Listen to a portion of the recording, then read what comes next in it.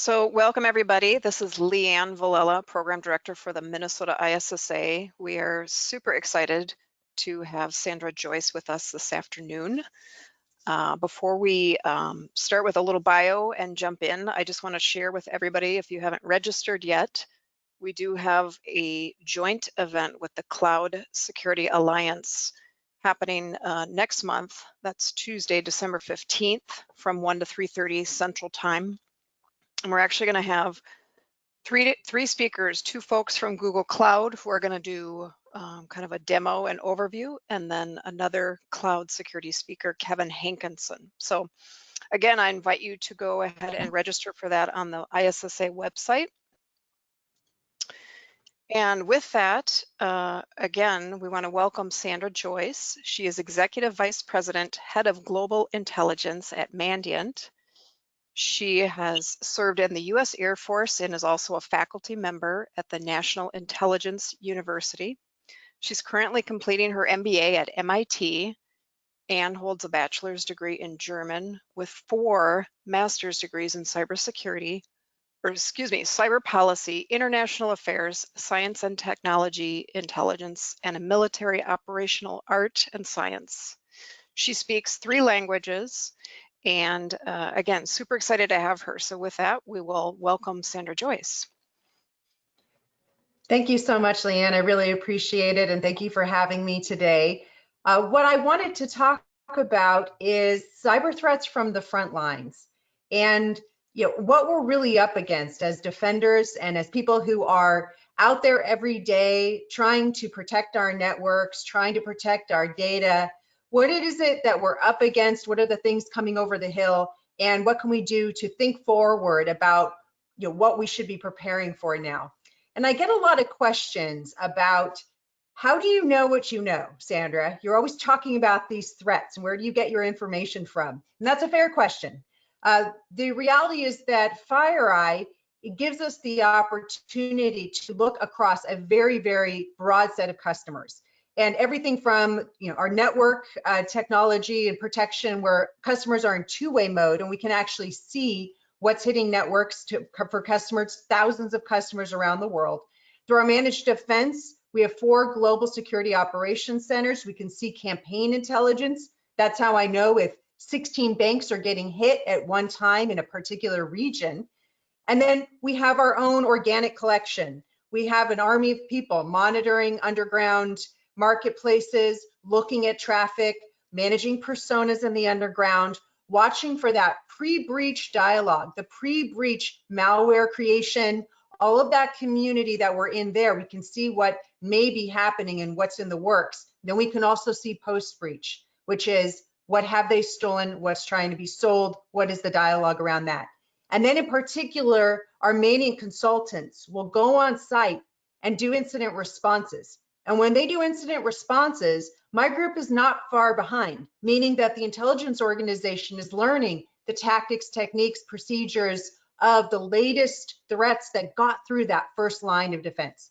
So when we put all of those things together, what we have is visibility across the threat environment. And the great thing is that I can then put these things together and give you an insight into what we're seeing on the front lines. So let's go ahead and look at the agenda. There's 3 main points that I want to go over. The first one is that we want to talk about cyber espionage. This is the acts by nation states and their governments when these groups are actually sponsored by governments to go in and position themselves, stage themselves in networks, send spear phishing emails, to understand the decision-making processes, to grab technology, to do the kind of work that you would expect countries to be doing to maintain decision advantage and to avoid strategic surprise. It's not a surprise to anybody that countries around the world continue to do espionage like they have for thousands of years, but with the cyber domain, they are now doing them through networks and laying dormant in some places, looking to where they can be persistent in order to get that information. The second thing that I'm going to talk about is something sometimes hard to wrap our heads around. It's that when we ourselves are the target up here. So that may mean influence operations. when we see threat actors, particularly those from outside the United States, trying to change our minds about something or trying to mix something inauthentic with something authentic to maybe fan the flames of what we already believe. But the bottom line is inauthentic threat activity coming from somewhere else and not actually saying who they are. And I'll talk about some pretty disturbing incidences of this that are occurring right now in our country that we need to be thinking about. And then the final thing I want to talk to you about is something that I think is most relevant today, and that is ransomware. We've been talking about ransomware for a very long time, but ransomware has now gone from a minor disturbance with a few hundred Bitcoin to a business risk, and now it has graduated, in my mind, to a national security issue. And I'll tell you why I think that is and how we can come together and try to stop some of these ransomware actors, particularly those who are targeting the healthcare industry in the midst of a global pandemic, which I think no matter what country you're in, that crosses the line for most people of goodwill around the world. So let's get started with cyber espionage. Like I said, cyber espionage is this tool used by every country on the planet, ours included, to find information about decision making, to look and try to understand new technologies that are coming through. And a lot of different actors have evolved in their tactics over time. In the beginning, what we saw, in the early days of Mandiant with APT1 was this real effort to simply steal intellectual property from thousands of American firms, over several years. And with the outing of that Chinese group, APT1, which was a PLA unit of the Chinese military, what then ended up happening over subsequent years was an agreement around Chinese and US cyber activity. So I'll go into that first, and we'll start with Chinese activity. So when we look at China, what we need to realize is that the cyber domain for a country like China that has a very long view, that is trying to project soft power across Europe, Asia, and the Middle East through the Belt and Road Initiative, a lot of these geopolitical positionings are then supported through cyber tools, whether it's through their security service, the MSS, or through some of the contractors that they actually will put into place. And so 2020 really has been this banner year for Chinese cyber espionage. And what we saw recently was an APT41 indictment. Now, APT41 is a really interesting and very active threat group. Many of you in the audience may have already come into contact with this Chinese-sponsored group. And some of the elements of APT41 are incredibly interesting. For one, they seem to target a broad array of healthcare, of the gaming industry, of media, of travel. They span many, many industries. And the thing that makes them the most unique is that they do a little moonlighting. So this is pretty characteristic of APT41, where during the day, they will do Chinese espionage on behalf of the government, but at night, and when I say night, I mean nighttime in the Chinese working hours, by night, they're actually using some of the same infrastructure and tools in order to conduct financial operations for personal gain.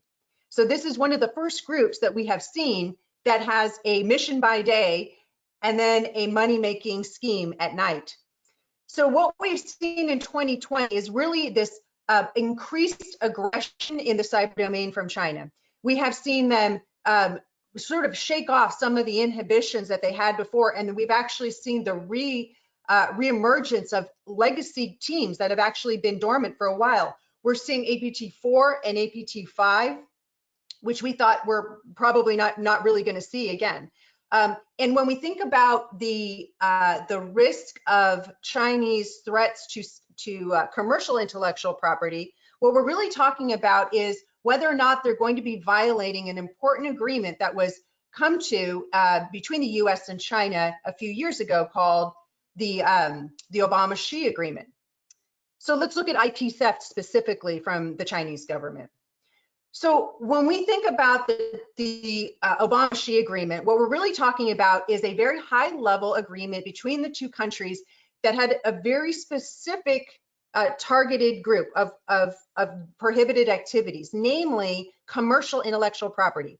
What this agreement did not cover was espionage or dual use technology. And when we say dual use technology, we're talking about, sure, some commercial property, but what we are saying is if that actually could be seen as an act of espionage, a legitimate espionage target, much of the agreement would say that that didn't fall under that. So you might be thinking, why didn't we get a better agreement in place? But actually, there were some good things that came out of this.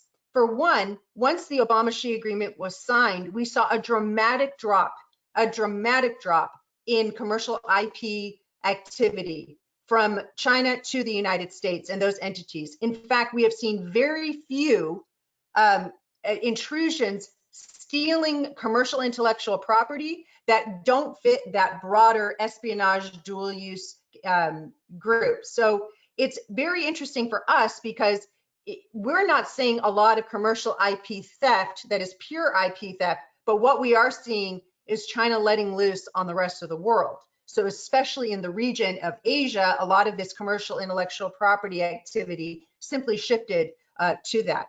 In addition, we did see a lot of other types of activity that were aimed at collecting information about COVID-19.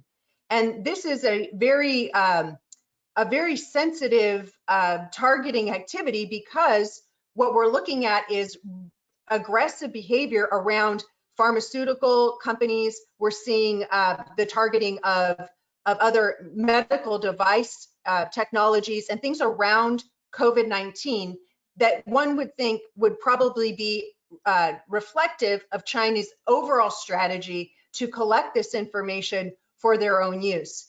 And frankly, looking at how the aggressive nature of some of their recent tactics, when you consider all of the activities around Hong Kong protesters, South China Sea, of some of the other aggressions that we've been seeing around the world, it's not a surprise that they're less concerned about risk as they target these groups.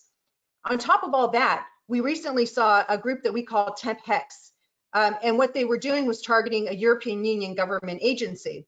And that's just, it's not that that's something new and different, but when you combine that with some of the aggressive activity that we've been seeing, Hong Kong, Australia, some of the cross-border tensions in India, all this suggests that the Chinese government is leading with cyber activities in many cases and putting some of the restraint that they had in the past to the side. And so moving on to how COVID-19 specifically is affecting some of the things that we're seeing is it's even going to places that we used to think wouldn't even be a cyber threat. But we recently saw a group called APT 32.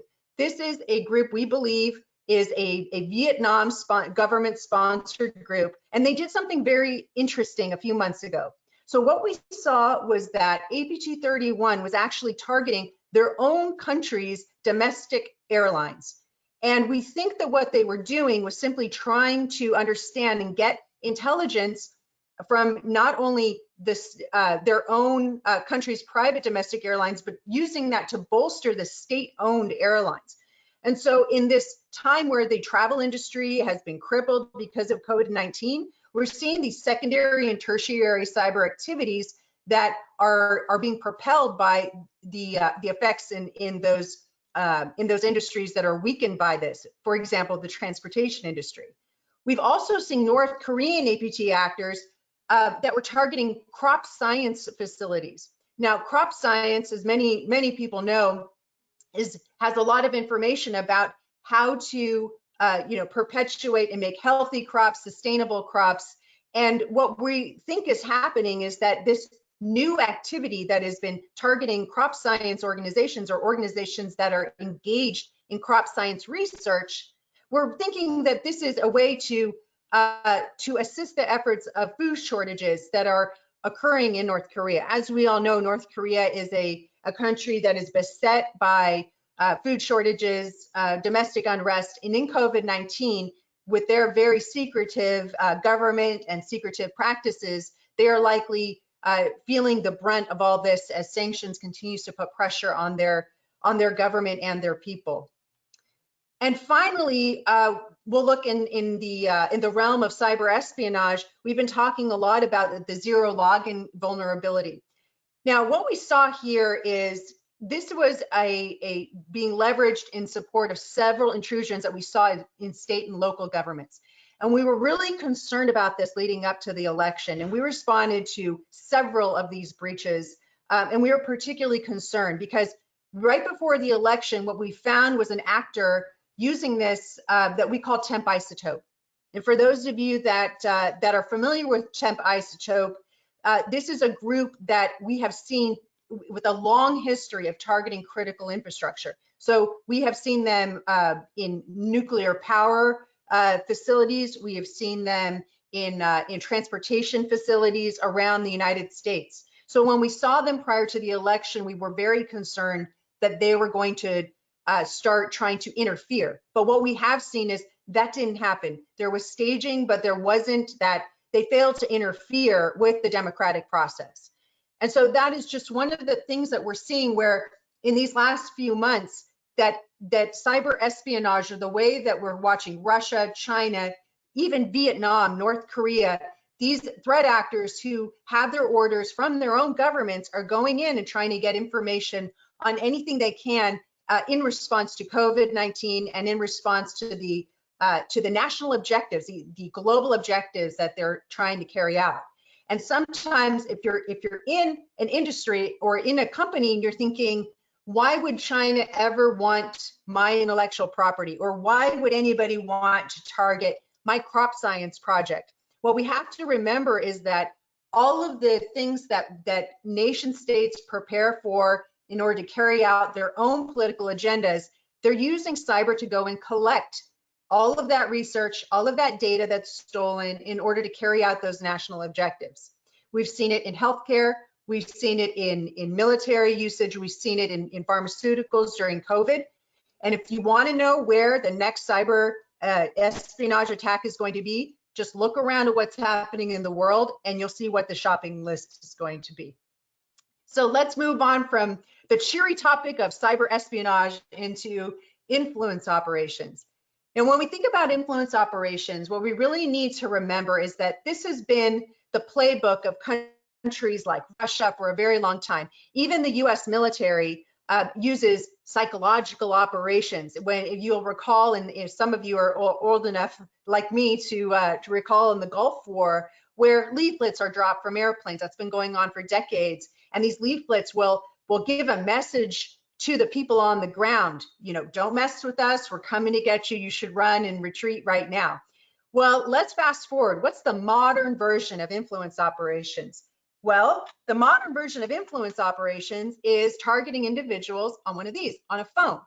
And what a phone does is it takes the proximity issue of not having access to your target audience completely away, because everybody's holding a phone.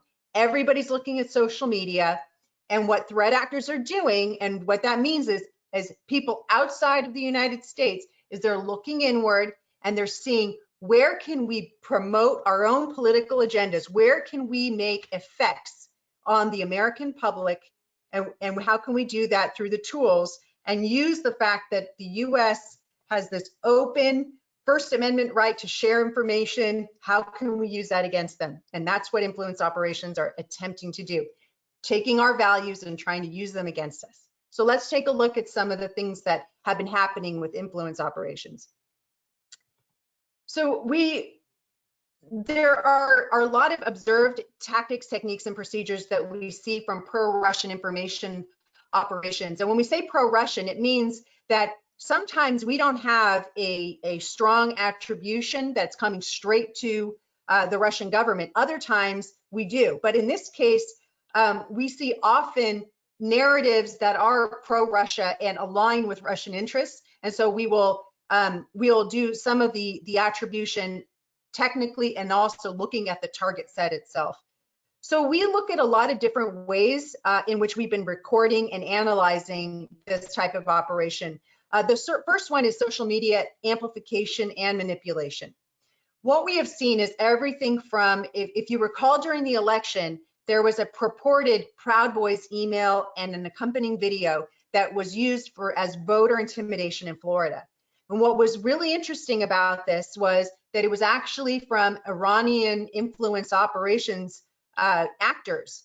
And the great thing that I witnessed during this whole incident was how quickly the government, social media, and officials at CISA could turn around the situation and highlight, not censor. We're not an authoritarian, culture, but not censor, but put context around this. That this was not an authentic U.S.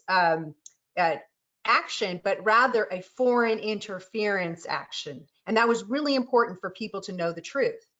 And the interesting thing here is we have to remember that these emails, as they go out, the first line of recipients is only the step one of what the target audience is. What they will often do is count on the media to then amplify the story. Now they have the second line of targets. And that has been then accelerated and amplified to a bigger group. So using the media and using journalists in order to plant stories. We have seen Iranian information operators actually conduct interviews and put them on inauthentic websites to try to purport to be some kind of thought leaders. We have seen them pose as online as social media members, as concerned citizens. We've seen them write letters that got published in US national newspapers. Then this is incredible interference from these Iranian and Russian groups. And when Iran does it, we've often say they're using the Russian playbook. Hack and leak is another tactic I think people have been become aware of because of the 2016 incidents. In that case, you had one Russian threat group that did the hacking and the other one that did the leaking, but both of them aligned with Russian intelligence. And that was a way that they were trying to mix in authentic and inauthentic information so that it was very believable and very much targeted to try to get in the end game, which is they want us to not trust our democratic institutions. They want to exploit the seams of our division in society and go forward that way. So we looked at, we also saw a lot of false activist personas where they would then try to get different groups that disagreed with each other to meet in a place where there would be conflict, like protests. And we've also seen really the usage of media as a whole. It got so bad that FireEye started to conduct training for media and journalists to let them know that they too could become the tool of an influence operator. If they're fed information, they need to really check those sources and understand if they're being used. So moving on to a very specific attack that came recently was an influence operation called Ghostwriter. And Ghostwriter is a term that we use for a pro-Russian group that we have been following for several months now. And what this group does is it puts out content that is anti-NATO, it is pro-Russian, and is trying to disrupt the view of the target population of Western forces. And on April 23rd and 24th, the NATO Stratcom director, Sardis, and the Latvian embassy in Canada, they had to issue statements that debunked the disinformation. In one case, there was a story that went out about 20 Canadian soldiers that had tested positive in Latvia for COVID-19. Other ones had to do with, with how there were deaths and killings, and that is really targeting the population to want these forces out. The other thing is that when we looked at some of the data behind these operations, we saw a author that we've seen in other places before. So the Ghostwriter author persona is Edgars Paladis on the Duran, and we assessed with moderate confidence that this operation was intended to really foment this kind of resentment between Latvia and Canada and the NATO forces that were carrying out exercises there. So when we think about the cyber domain, we really need to understand that this is now being used by forces not just to conduct espionage, but also to put out fake content and content designed to disrupt harmony, to take down and to align with political interests.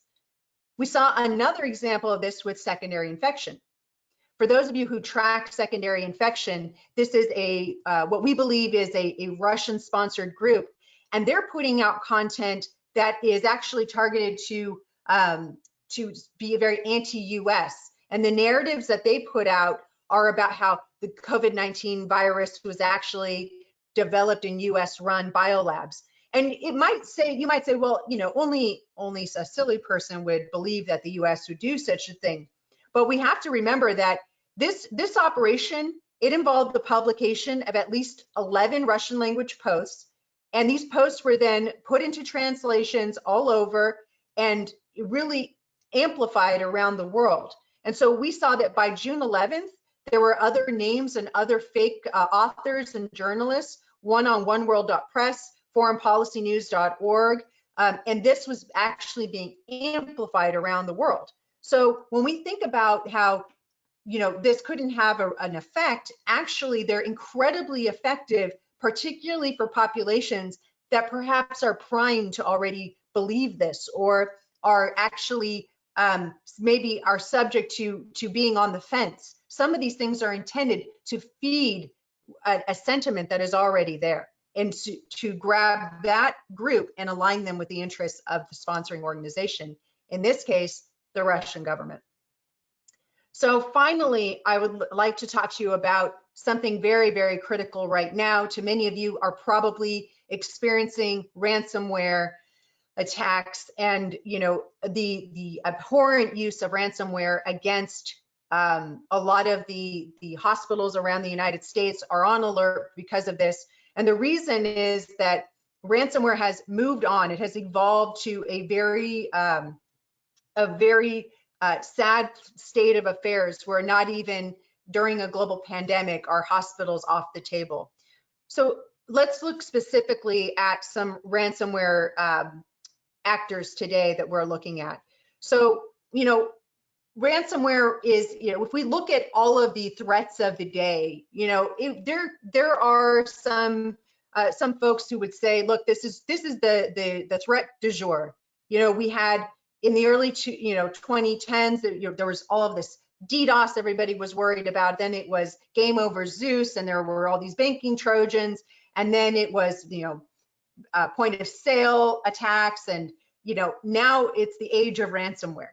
It's kind of how to think about it. It doesn't mean that we're not going to win this. We dealt with the technology and the behaviors for some of these other threats, and we need to do the same thing again because ransomware is completely out of control.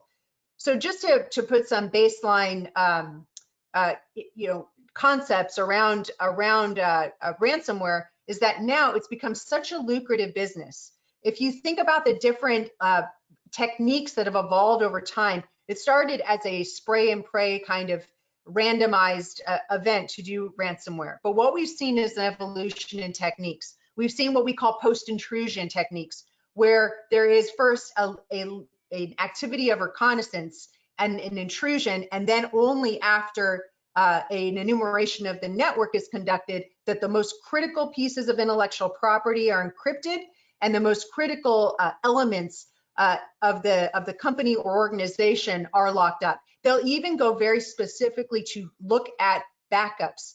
We've seen them look for the amounts in insurance so that they know what the max payout could be if the company actually went and talked to their insurance company.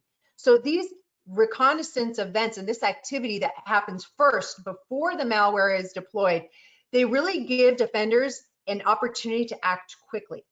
So in 2020, we've seen several disturbing milestones. We saw a major steel plant shut down. We saw the extortion rise, meaning that if you don't pay out, they'll extort you by spilling your data and then on a name and shame site. We've been seeing that quite a bit. And even sadly, the death of a woman in Germany when the hospital she was going to was attacked by ransomware and she needed to be rerouted. So it's a new low for ransomware, and specifically several of the different families that operate in the methods that I was talking about. We've seen Maze, Revel, NetWalker, Ryuk, and even Maze. Some of you might have seen the recent quote unquote announcement from Maze that they are retiring but I have a suspicion that we have actually just simply seen a rebranding of the Maze malware family because a lot of the successor technology and documentation looks eerily similar. So we'll see in a few months if we can see more evidence of that. But what we're seeing then is with this post-intrusion technique, the urgency on the company to pay is even higher because the information locked up is even more critical. And about a year and a half ago, I was in Europe and giving a keynote to a bunch of people, shocked that I was telling them it was like 100,000 euros, 200,000 euros. Right now, I talked to some Mandiant incident responders who are saying that half of everything they're responding to right now is ransomware, and the ransom amounts are in the tens of millions for some unlucky victims. And so sometimes these organizations really are put in an impossible position. So moving on, as we see how advanced actors are turning to ransomware, between 2019 and now, we saw that Fin11 had deployed CLOP ransomware. It's a ransomware family that we believe is pretty exclusive to Fin11. And they started to monetize their operations in that way. Fin11 has gone through a lot of evolution over the years. And we've responded to multiple Fin11 CLOP ransomware deployments since September of last year. And so we're seeing is this sort of connection between CLOP and Fin11. But more recently, we've seen that Fin11 has actually been conducting a lot of these hybrid extortion attacks. So they'll combine ransomware with the data theft, and then like in the slide, you can see that they will pressure their victims into acquiescing and paying. And dozens of times, we actually have seen them do these post-intrusion techniques that I talked about before. And when we think about payment of ransomware, a lot of people will say, well, should they pay, should they not pay? Mandiant never advises one way or the other because we understand that victims often are in an impossible position. Should they not pay and risk their data, their customers' data, their students, their patient data from being spilled? But on the other hand, if you pay, you have no idea where this money is going. It could be going to a threat group in a prohibited country. It could be going to a country under sanctions, and for which that company might be liable for making that kind of transaction. So it really puts a lot of stress and strain on the people who are victims of it. And really, as we move along, there's no end in sight at the moment. What we're seeing is an increase in ransomware across the board.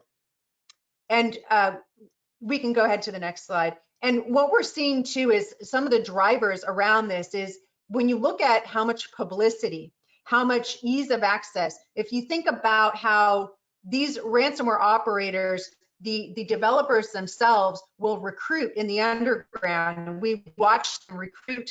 They will use the press that they get from how much money was extorted. They will use that to recruit.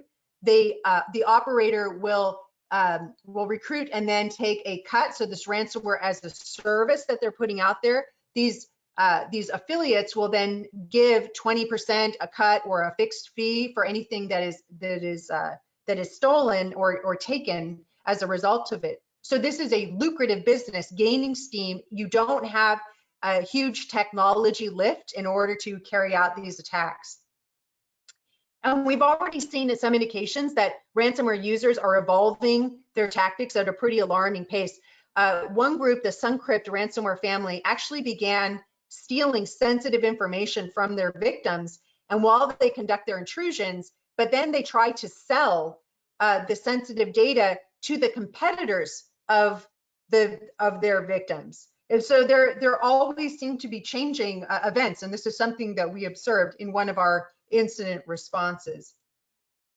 And now looking further then for how a powerful weapon this can be in the wrong hands, if we consider that a steel plant was actually hit by ransomware, and even a wastewater treatment facility was also something that we were privy to. When you look at the recklessness of some of these ransomware attacks, when you think about NotPetya and WannaCry that had sort of ransomware elements to them, even though they were destructive, we can see the danger and what this can become. it's now targeting hospitals. It can target ICS facilities. It can hit these water treatment plants. If it can do that, then the effects are going to get, these operations are riskier and riskier. And when you think that these operators do not have to be completely technical to carry this out, when you think about how they're renting the services of this malware, when they're actually taking these things and using them, the services built by others, they may not understand it. They are using, and oftentimes an accompanying manual will be given to these affiliates where they learn how to use it. So some of this is incredibly dangerous in the hands of amateurs often. So when we think about ransomware also, it really needs to be a call to arms. And a call to arms means that we need to think about this growing threat and come together. Some of the things that we believe can help are that ransomware operators, especially the ones in Eastern Europe, the Russian-speaking groups that we observe doing this day to day, they have safe harbor in the countries where they're operating. And it really needs to be this international effort. We can block and we can use technology to block and to try to use backups and do tabletops to be ready for when this happens. We can have external backups in order to get it, make sure it's accessible when the IR begins, or when the incident begins. But what will really get to the heart of the matter is if international pressure can be put on the countries that know that this is happening in their borders and put a stop to it. What we're seeing is the exponential growth of ransomware. You see the bar of 2019, the one for 2020 looks about 3 times as high as that.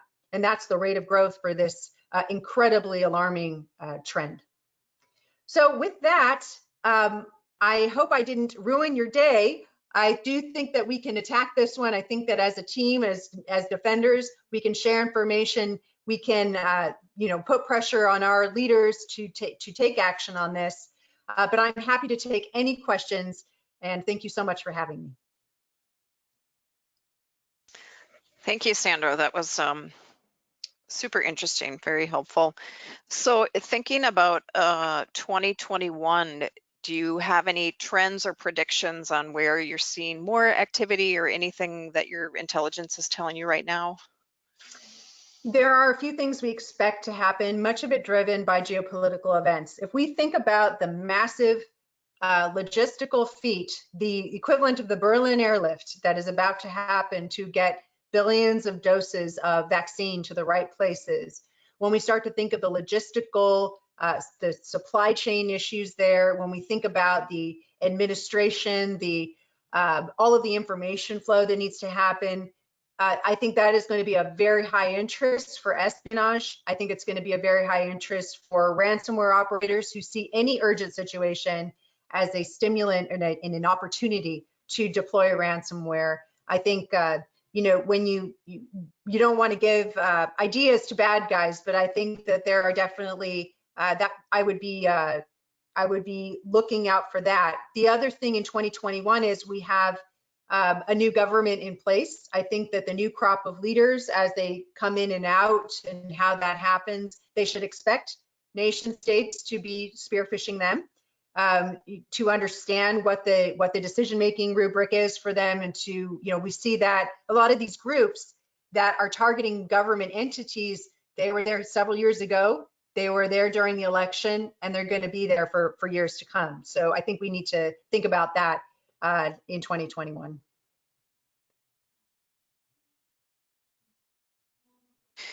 So Ryan, do you mind reading that question that just came in? Sure. So for ransomware, what is Mandiant typically seeing as the root cause? Users clicking on links, lack of endpoint protection, etc. It's still spear phishing. To this day, it's still spear phishing. About 80% of what we're seeing is spear phishing. But I would say that we're seeing very sophisticated and well-run security teams getting hit by ransomware and being victims of it. So I don't think it's necessarily a sign of a poor security team at this point. They're just simply extremely good at what they do. In the underground chatter that we see, there are groups that say, I have access to this company, and other groups that are saying, you know, I have ransomware that I can deploy, and they're doing very targeted surgical work to find, you know, to gain access. But overall, spear phishing continues to be the number one intrusion point. In terms of, you know, where good resources or where folks either on Mandiant or FireEye's site, things that you follow, just in terms of information for the audience, any recommendations? Yes, I mean, I'll give you a general recommendation is that the clues to what is next in cyberspace is always the current geopolitical situation.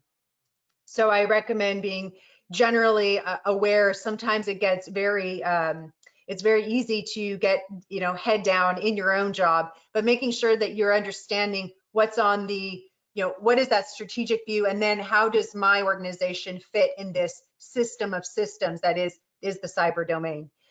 Some other things to read, I would say, we do publish quite a bit on the FireEye.com website. We try very hard to put you know, as much information out there, especially when there's an attack in the hospital systems. You can get a free version of Mandiant Advantage. You can go in there and read content that we've put out for that as well.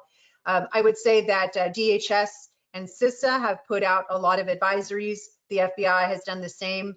And those are very often, either if they're indictments, they can probably help to identify some of the TTPs, but the alerts, I think, coming from CISA can have often have very actionable intelligence that you can use to defend your networks. So those would be just a few of the many sources that I would recommend looking into. Perfect. So another question, what general portion of the ransomware actors do you find are on the OFAC prohibited list? Well, I think when we think about if, you know, this is in reference to the Department of Treasury putting out an advisory saying that if you pay ransoms, you could be paying into these countries that are on this list, so on this prohibited list. And I would say that many of the threat actors that we see are Russian speaking primarily. We also will see often English speaking and, you know, poor English sometimes, so fabricated English, I would say. But primarily, I would say that there is a awareness that in the Eastern Europe community, in the underground, there is an unspoken and sometimes very rule that Western, you know, it's open season on Western organizations. So we can expect that a lot of those countries know that this is a way to squeeze money out of Western democracies where they may not have access to legitimate banking systems, or, you know, they're just simply entrepreneurial criminals, and that is simply what they do. And Western targets are open season. So I don't have a number for you specifically, but I would say that so if we're going to study how many of an unknown data set, I would say the bulk of them are Eastern Europe ransomware actors, and those are probably the ones that you'd be paying if you paid a ransom. And kind of a follow-up question to that, the person asked, how serious an issue is paying a ransom and running afoul of U.S. Treasury's OFAC regulations, in your opinion? Well, I would definitely have a conversation with your legal team. Mandiant never recommends one way or the other, but if, you know, one very important thing is that the CISO and your general counsel need to have that conversation today.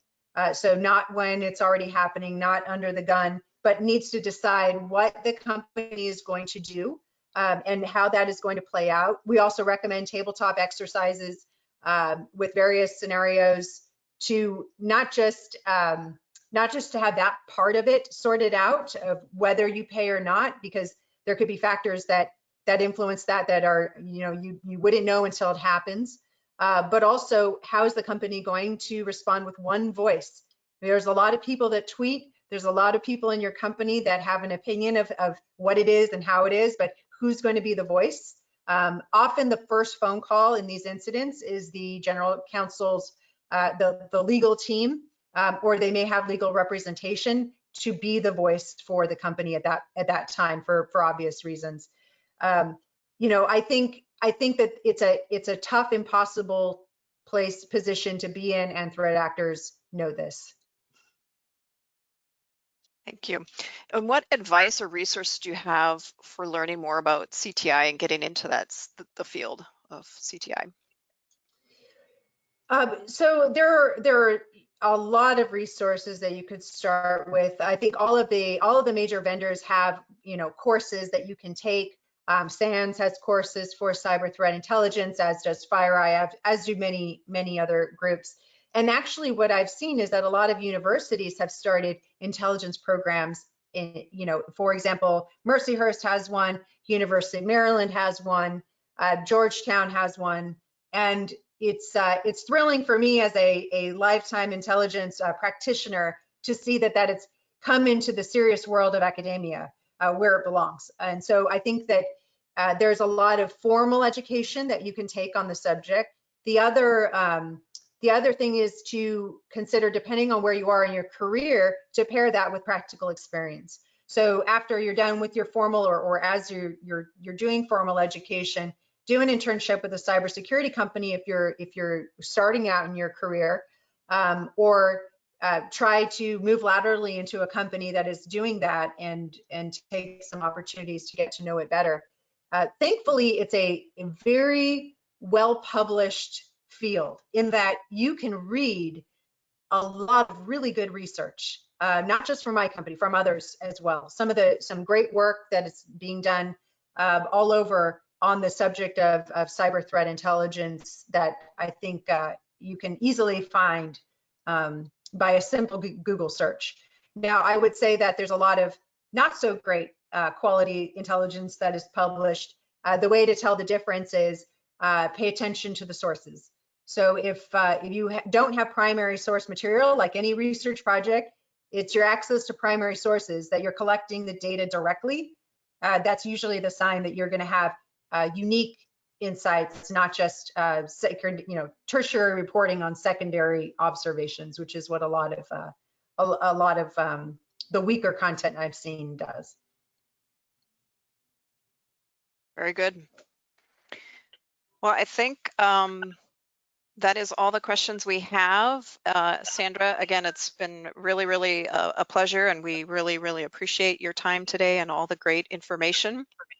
For those that are here today and those that did not make it, we have recorded this and we will publish it as well. And Thank you so much for having me. Appreciate it. All right. Thank you so much, Sandra. Thanks, everybody.